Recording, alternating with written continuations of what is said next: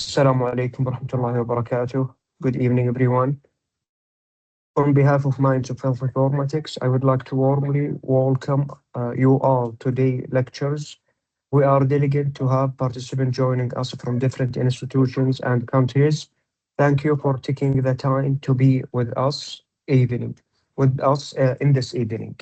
Inshallah, today's lecture is entitled Health Equity in the Era of Artificial Intelligence.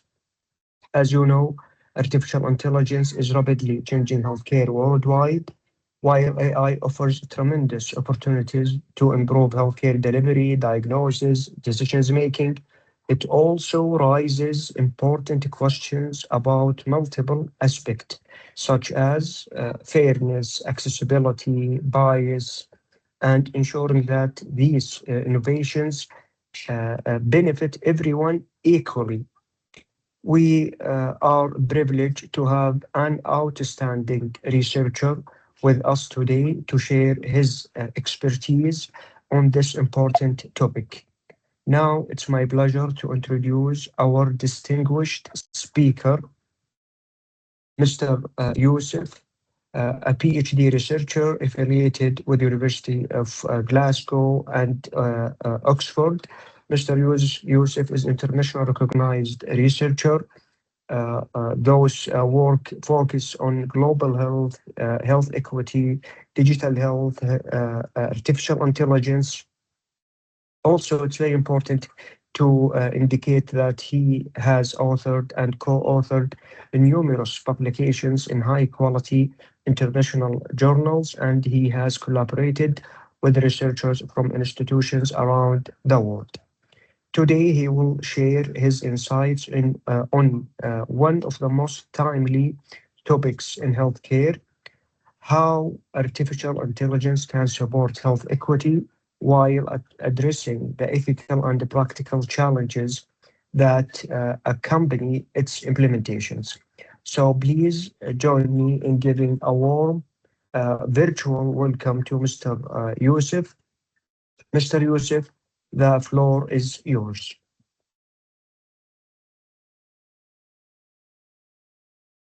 Hello, can you hear me? Yes, we can. Yes. Thank you very much, Anas, for the introduction. It's exciting to be giving this particular presentation today, and I hope everyone Thank here is you. going to learn one or two things from this discussion.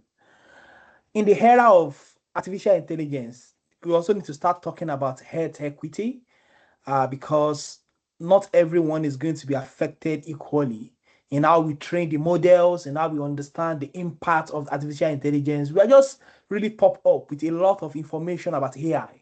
But how can we make AI have a lot of fairness and let everyone actually benefit from the for the importance and the benefit of artificial intelligence? So that's a whole summary of our discussion today. But to thank you for the introduction, but to briefly introduce myself, I'm a pharmacist and also an epidemiologist. And as I said, I've published a number of papers in peer-reviewed journals. I did my master's in Oxford, and I'm currently completing my PhD at the University of Glasgow. So recently, I have more interest in aspect of equity when it comes to artificial intelligence, and that's what we are going to be discussing today. So why are we having this conversation right now? Um, AI is moving from research demonstration into health system decision because right now we have a whole lot of models, we have different institutions around the world trying to adapt the use of artificial intelligence into what they do. But it's quite important that we need to start having conversation on how this actually does it have any impact, because it is not just about innovation. What is the impact? What is the value that artificial intelligence is going to add to our system? Is it going to bridge the gap of awareness or for fairness? Is it going to increase that gap? Is it going to make it difficult for people to have access to healthcare? Is it going to benefit certain number of people compared to others? Is it going to widen health inequalities? We need to start having that conversation. So, and as we know, clinicians, public health practitioners, you as students as well, myself as a researcher, data users, we need to start having conversation around public value of artificial intelligence. So the key question is not what can we use AI to do. Everyone here can see that AI can actually do a lot. People have been trying it to do different kind of things. So, but who does it benefit? Who is going to miss the benefits? And who is going to be accountable for anything that comes out of AI? So equity must be built in before deployment and not repair after harm. It's not until we see a whole lot of harm from artificial intelligence before we step in. We need to start having conversation on how to deploy AI in an equitable way. So recently we started the conversation focusing on Africa. Yeah, that this was published in the Lancet, where we actually make a case for artificial intelligence for public health in Africa, moving beyond pilots to public value. We have been doing all sorts of models, sort of some modeling, people building websites, people trying to use it for surveillance, people trying to use it to diagnose. But is it really helping us? We need to start having that conversation. And who is it helping? And how can we make sure that everyone actually benefits from artificial intelligence? So we make that argument in this paper published in the Lancet. You can look it up to learn more about our perspective. But I'll be sharing more as we have this discussion. So the AI will not automatically make health system fair. That's certain. It's how those who develop the model, how they think about making impact with it. So we need to start thinking about data quality. I'm going to cite a critical example. If you look at all the different models that is coming out when it comes to AI, some of us don't even know the data that was used. And there's a way, in looking at ChatGPT, looking at Cloud AI, looking at different AIs, using that as a critical example, there's a way they actually answer your question. And the way they answer your question is highly dependent on what they are trained on. Imagine in an hospital setting, we are trying to use AI to predict people that are going to be admitted or people that are going to be cared for in a certain way. And we forgot to actually take into consideration people living in villages, people living in rural areas. That means that kind of model is not going to benefit everyone. It's going to benefit certain group of people. So it's not that AI is not useful, but we need to start thinking about, is it missing certain group of people? How can we advance equity when it comes to artificial intelligence? So this discussion or this discussion that we are having today basically is to make sure that we are aware of this and we continue to look for a way to advocate for better policies and practice. And the way we think about AI as students, as researchers, we also need to start looking at it from the angle of equity. So does this system actually reduce unfair differences in health opportunities and outcomes? Even before the era of widespread use of artificial intelligence, we have a whole lot of people, a whole lot of health inequality, people in rural areas, people living with disabilities, certain group of people having difficulty in having access to healthcare. Now, imagine the era where people want to start relying on artificial intelligence in healthcare. We are going to even widen more the health inequalities. And that's why we need to start having this conversation on how best can we maximize the use of AI to advance health system. So AI, of course, as we know, it's just a set of computation. It's just a huge level of machine that has different methods that is used for prediction. So a set of computational methods that can learn patterns from data, generate output, classify cases, predict risk, detect anomalies, or support decision.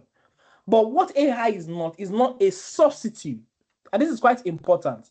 It's not a substitute to clinical responsibility, for sound judgment, and also for for ethics, trust, infrastructure, or political commitment to health. It is not because we have AI, then government will start reducing funding for healthcare, or we start thinking we can outsource everything to AI. That's not how we should think. Because AI can help to do a whole lot, but it's not a replacement for ethics, for sound judgment. Now we have different AIs that can be used to diagnose people. Imagine in that case, you are diagnosing people using AI, but AI is actually trained on certain things that it has seen before, though it has the ability to learn and also uncover new insights. But remember that certain group of people are definitely excluded from that model. So what we are talking about is that it's not that AI is not good. AI is good and is here to stay. But it's quite important that we start having conversation on how we can make it more responsible. I mean, responsible use of AI. So, and this starts from the data to the model, to the workflow, to how we make decision with it, and to the health equity impact. Remember, data is very important when we talk about AI because it's what you train it on that it has the ability to actually come up with or to learn and improve on. So we need to try as much as possible to make sure that when we are training AI models, we try as much as possible to make it all encompassing and also understand that there are possible limitation or biases that can happen with the use of those data or the training of AI with those data. So it's quite important that we just need to be aware of all this. So where AI is entering health and public health, as we've seen that already in clinical decision support, we have different fundings from Gates Foundation, from different governments around the world, including Saudi government as well. We have government across African countries trying to look for a way to actually inculcate health AI into healthcare system. So clinical decision support, we already see that. We can see that in public health surveillance. Now we have World Health Organization trying to use AI also for surveillance. But we need to be very careful on how we actually make it more equitable for people, because this is actually important so that we'll not be missing a whole lot of cases or important cases that would not be captured with the use of AI. So health system management, you see people now trying to develop AI for supply chain. Are we going to stock this particular medication? Are we going to stock this particular medication more? Are we going to reduce the quantity of this particular medication? We have people using it for supply chain now, using it for thinking. But we also need to be cognizant that this AI can actually mislead if we are biased on the data that we use to train the model. So it is quite important that we put this at the back of our mind. For communication, and it's quite very useful now. You see many websites now, you see people translating easily. I can't read Arabic, but right now I can easily go online and look for information. But it is quite interesting that someone that doesn't understand French, you cannot speak French, but if someone actually use AI to translate from a particular language to another language, sometimes it is possible that AI can give you wrong, translation of that particular word. I've seen that a lot with my friends over there in Saudi when we're trying to communicate, and I try to use AI. They said, "What are you saying, Yusuf?" Because it's not very versatile with some interpretation or translation of some languages, but at least it is still a little better. But what I'm saying here is that we still need to be very careful when we are using AI to communicate health information, to talk to people about health. We need to be very careful about how AI is actually used in communication, in chatbot, in communicating about risk of disease, of infection, of outbreak. They are very, very useful, no doubt, but it is quite important that we continue to monitor and have a strong surveillance behind the use of AI for health communication. Research and administration, we have people using it now for literature review, coding, documentation, building dashboard. People are using AI for all sorts of things in healthcare, but we need human oversight, and we need to be sure that this translates to public value and people are getting benefit from AI, not the other way around, that it's causing more harm than good. So from a health equity lens, so does the AI work on average? We definitely know that it's going to work when you train it well, but does it work safely, fairly, useful for people who most likely to be missed? And these are rural communities, like I said earlier, people living in rural areas. Their reality is different from our own reality. People living in rural areas, the way they live their life, their own social determinant of health that doesn't actually apply to people living in the cities is actually there. You can't compare people living in rural Saudi or rural Africa or rural area or villages in even in cities. I mean, in high income countries, you can't compare the way they live their life to the way people who are living in the cities actually live their life. There will be some level of difference in transportation, in the amount of air pollution, different other factors that we don't know. So we need to be sure that when we are building AI for health systems or to make impact when it comes to people's health, which is actually very important, we need to think of different other factors. Rural communities, low income group, people that don't even have enough money in their household.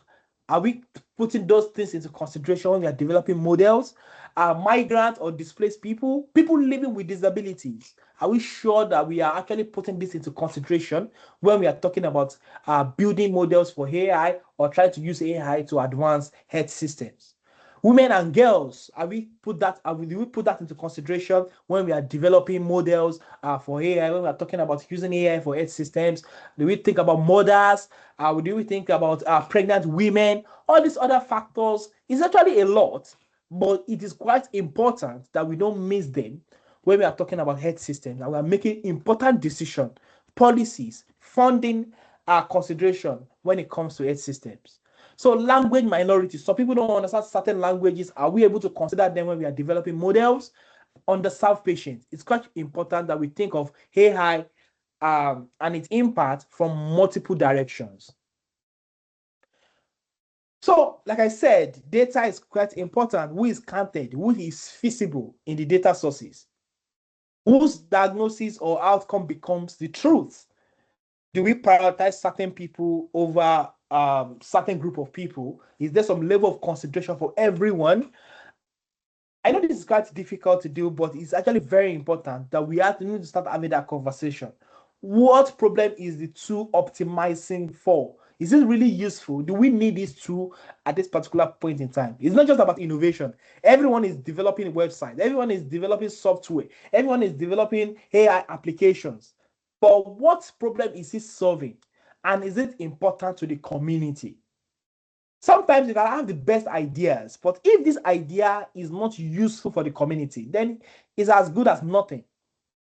Because we need to think about all these things when we are talking about AI at community levels, at the country level, at the national policies. It's quite important to have this conversation. Validation. Was it tested across subgroups and settings? Is it well validated? This needs to be carefully thought of. Deployment, does the workflow protect or punish patients? Is it really useful? The patient really want this? Because I think as innovators, sometimes what we think about, as researchers, I think this thing will be useful for the people. No, who told you that it's going to be useful? We don't know. Nobody mentioned that to you, that this is going to be useful to people that you're actually doing this for. So it's quite important that the workflow is actually very useful to the patient and it's not punishing them. Is it causing harm? And are people actually monitoring it? Every AI model, we need feedback system. There's a need for feedback. There's a need for people to actually come and say, oh, this thing is not useful. It's not working the way we want it to work. It's not just about innovation. It's not just about what me and you as researchers, as innovators, what we think. It's not about that. It's about what is useful for the people, what is useful for the patient. So it's quite important that we actually understand AI from data, from the labels to the design to validation to deployment and to structure a very good feedback system. Yeah, to talk about some good opportunity for AI, we have in outbreak intelligence. This is going to be really useful in dictating outbreak, in looking at patterns in data, in countries. I know for WHO, World Health Organization, has started using AI in looking at outbreaks pattern, in surveillance, in looking at climate change. A lot of things are actually ongoing with AI. But we need to remember there's equity risk and we need to safeguard the community. We need to safeguard people when it comes to the use of AI. So AI cannot actually stop feed epidemiology. We still need scientists to look at the data because AI can interpret in a particular way. But AI, remember, doesn't always fully understand local context. And this is quite important. AI doesn't always understand local context. It doesn't understand how people live their life that very much in your country. It doesn't understand that, oh, this certain period, there might be some certain factors that might be responsible. So we still need people, we still need scientists, we still need you, we still need myself as well to work alongside use of AI in health systems. We are not saying here AI can actually help a lot in many ways, but we still need people, we still need scientists, we still need field epidemiologists to be able to look at what AI has said and whether it makes sense or whether we need to look at other local factors before we can actually embrace or use AI in policy making. So for some countries, it's quite difficult for them to count the number of people that died, mortality, intelligence. And it's quite common in many African countries where they don't actually have a very sound death or birth registry. AI can be very useful in aggregating some of this information. But it's quite important again that we make sure it is versatile as much as possible, and there's some level of local validation when it comes to the use of AI in civil registration, birth registration, death registration, from verbal autopsies, from getting all this information from different units in the hospital, in local healthcare settings, is going to be really useful for government to monitor birth rate, to monitor mortality rate, which can be really useful in making policies. Scarcity management, like I said, some institutions have started using AI to know whether they should stock this particular maybe HIV medication, or they need to stock this particular cancer medication, or they need to stock this particular drug. People have now started using AI in managing human resources. But again, human factors need to come on board. And we need to start asking that question. Is it useful or not? For instance, if certain medication is used more by people living in villages, and we are training the AI models with urban data, we are going to mix and have stock out of essential medication that will be useful to people in rural communities. This is quite important because if you are using biased data to train the AI, it's going to tell you to stock this particular medication, buy this particular medication, talk to the pharmacy to stock this particular medication more. But we have a lot of stock out for medication that will be useful for instance, snake bite. Maybe snake bite is common in rural community, and you're using urban data to train the models. So that means that you're going to buy more medication that is useful for people living in cities. And you're going to forget that, oh, it is possible that one day someone living in village or very remote area or living in rural area, one day we have snake bite and you don't have the medication. What we are trying to do is that we are trying to actually harm people more than what we should be doing. So it's quite important that we guide resources based on sound data, based on human oversight as well, human contribution, not just outsource everything to AI. So communication and trust. Translate public health messages across languages can be useful. Adapt reading level without losing accuracy. These all can be useful, and there are good opportunities to use AI. For instance, right now, someone that cannot speak German, you can easily translate German to Arabic. You can easily translate Arabic to another language. You can easily translate partial language to another language. You can easily do a lot of things right now, which is actually very good.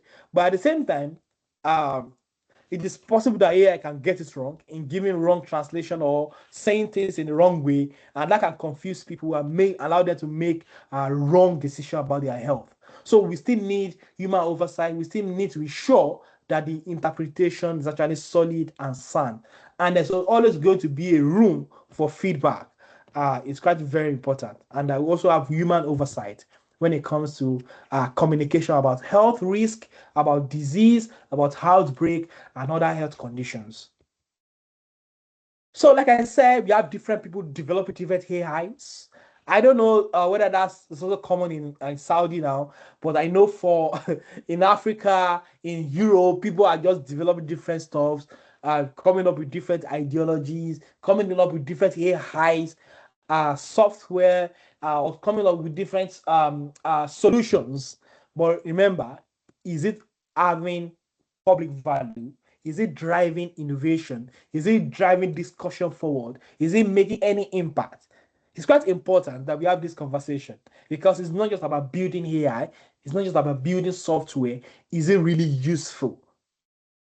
Is it useful? Is it going to drive impact? Is it going to reduce fairness? Is it going to make sure that everyone actually have access to good healthcare and not just certain group of people? Which, as healthcare professionals, we don't want that. We want equity. We want everyone to be able to have fairness in healthcare, and we actually want to be sure that we are actually driving solution for people, not for ourselves. Not because I think if I develop this translator, it's going to be useful.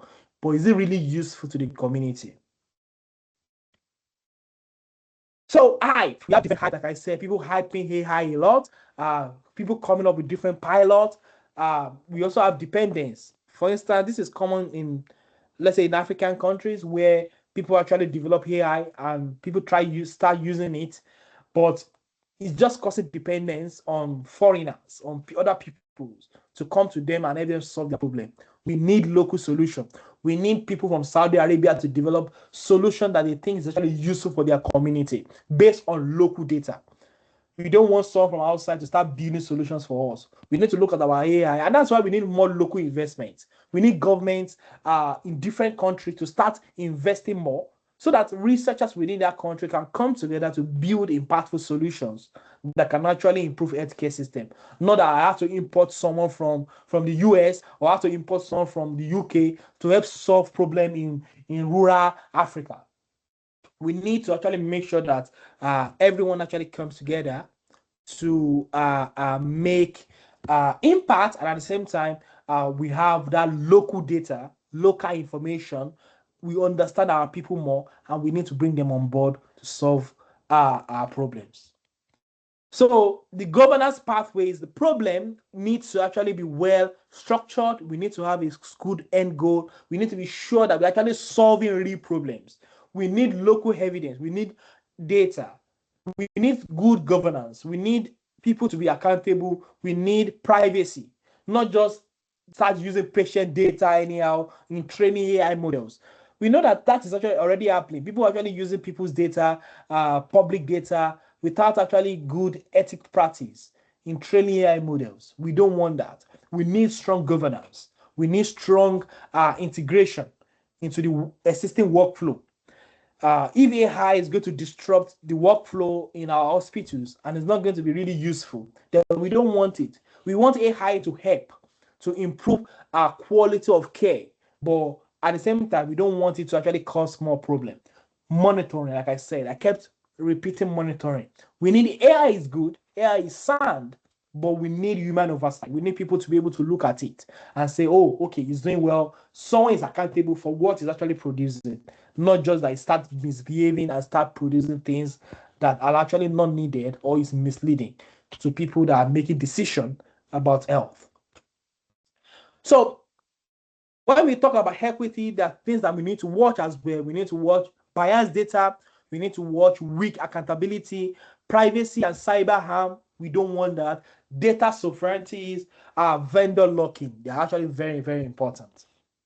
So let's look at this scenario, for instance. A hospital introducing an AI triage that predicts which patients need urgent review. It was trained mainly on data from the large cities, large urban hospitals. It is now used in smaller facilities with different patient profiles and fewer staffs. Imagine a hospital develop AI models basically using data from the cities, from the large, big hospitals in the city. And now they want to use that same AI in rural communities. So what possible questions should we be asking? Which patient might be misclassified? It is possible that people living in rural area is different from people living in the cities. And this is actually clear. We know that. People living with disability, for instance, is actually different from people that are not living with disability. But is this AI, is it putting all these things into consideration? No. And we want to use that particular AI in smaller communities. So which local data was used? Which data was used in training this AI model? They use the city urban data and they neglect the rural or the smaller facility data. Who is going to be accountable? We need to ask. If anything goes wrong, we have someone that is overseeing this particular area, AI. Do we have someone that actually look at the AI and say whether it's doing something right or something wrong? So how will you monitor fairness as well? Are we sure that this is actually helping everyone equally?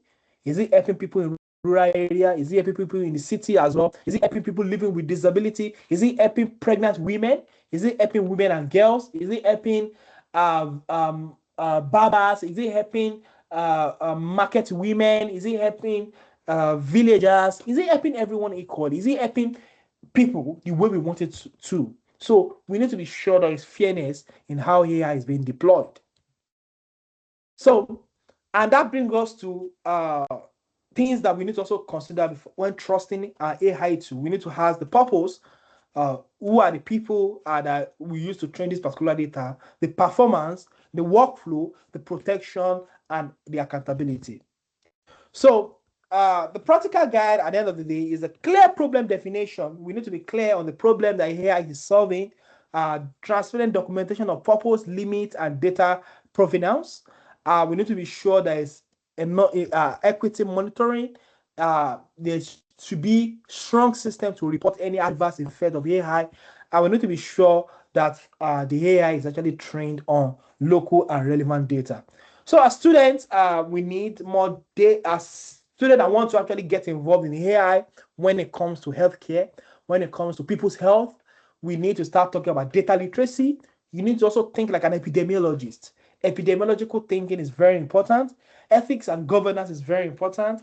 We need community engagement, knowledge, implementation science, and communication is also quite important. So equitable AI is a choice, of course, and it is built through better question, better data, better governance, and deeper accountabilities to communities. So it's not about hype. We want to protect people. We want to ensure fairness, and we want to strengthen systems. So thank you very much. This is a short presentation, but I hope this is going to have stimulated your thinking on how we look at AI and what we think about AI and what AI can do for us. AI is useful, but at the same time, we need to start thinking about equity. Is it useful for everyone equally? Is it going to benefit everyone? Are we missing certain group of people? Who is going to be in charge of looking at the adverse impact or adverse effect of AI? So it's important that we need to start having conversation around equity when it comes to artificial intelligence. Not just about the hype. Is it useful to the people? Is it beneficial to the people? Are we adapting it for the health system in the best way possible? This is actually very important when we're having discussion about AI. So thank you very much, Anas, for the invitation.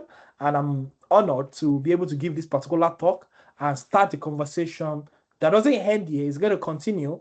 I can continue to have the conversation, continue to have the discussion as well about how we can make AI more beneficial when it comes to health systems, when it comes to public health, when it comes to epidemiology. Thank you very much. I welcome questions. If you have any questions or you want me to clarify some things better, I look forward to hearing from you. Thank you very much. Dr. Yusuf, thank you so much for your time and for your efforts. This is actually excellent lecture. I benefit from it, to be honest with you. We have discussed multiple important points, such as the equity must be from the planning. AI does not necessarily give its best because it's trained on certain data. Also, you covered that dealing with AI is vital, but it should be used responsibly. Also, around the globe, AI is receiving high attention, and it's used for many purposes, such as education, communication, and even in supply chain. Also, you emphasize the importance of human oversight as a mandatory. Also, we have discussed that AI is excellent in epidemiology and in pattern discovery. Nevertheless, keeping equity in mind in all its uses is very important. There are also, lastly, important topic that you have shared with us, that for high quality customized AI, we need government and financial support to help researchers and inventors to find solutions. So honestly, this is very important and very valuable lecture. So thank you for your time. And yes, we will give the students the floor if they have some questions. In the chat, Miss Amina have a questions. How human oversight AI and what are the best practices? What do you think, Dr. Yusuf? Thank you very much. How can we ensure human oversight? It's just a normal way that we should not replace people completely. It's quite important that AI is useful to do all the hard work, to clean the data set, to make it easy for people to see the problem. But again, we need people. And the best practice is just not to just replace people, basically. It's just to make sure that there is someone that is accountable for what the AI is producing. Because AI can get it wrong. It is called artificial intelligence, so it is artificial at the end of the day. Though it gets better, it can produce something for you. And we've seen that a lot in the early days of the ChatGPT cloud and all this generative AI. It's going to produce something to you with confidence, which is actually very wrong. Though it's getting better now, AI is getting better in giving you better responses.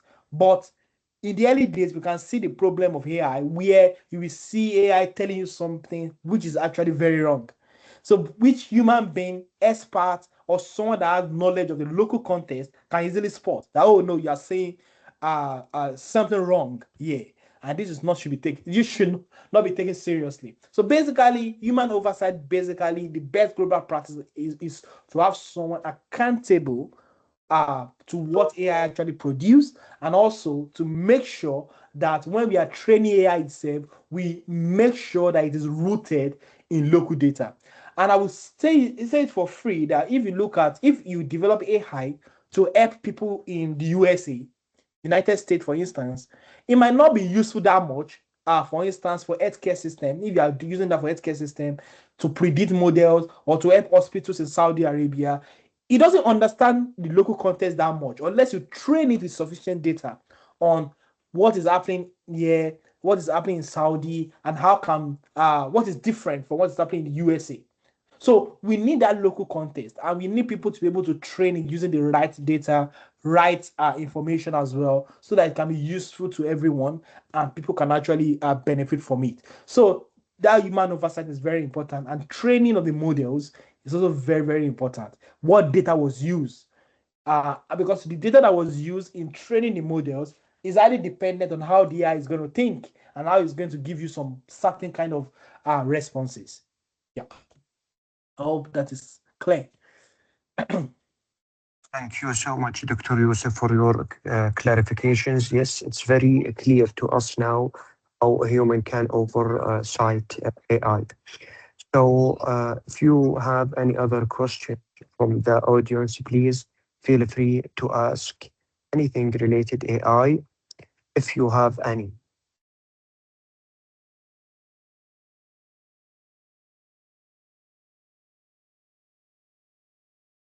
So I believe all of the points have been explained clearly.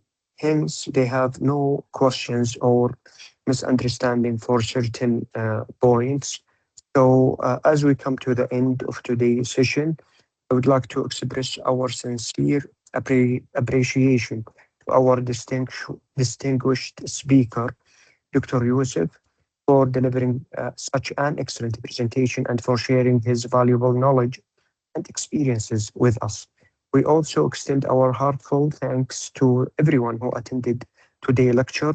Your participation, engagements are make those academic events meaningful and successful.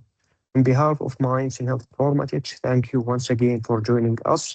Please remember that AI have to be oversight by a human, and equity is mandatory. Technology is useful, but um, we have to oversight these technologies. So, Assalamu alaikum wa rahmatullahi wa barakatuh, and have a nice night. And thank you again, Dr. Yusuf, and all of you. Thank you very much. Wa alaikum salam. Right. Thank you. Thank you.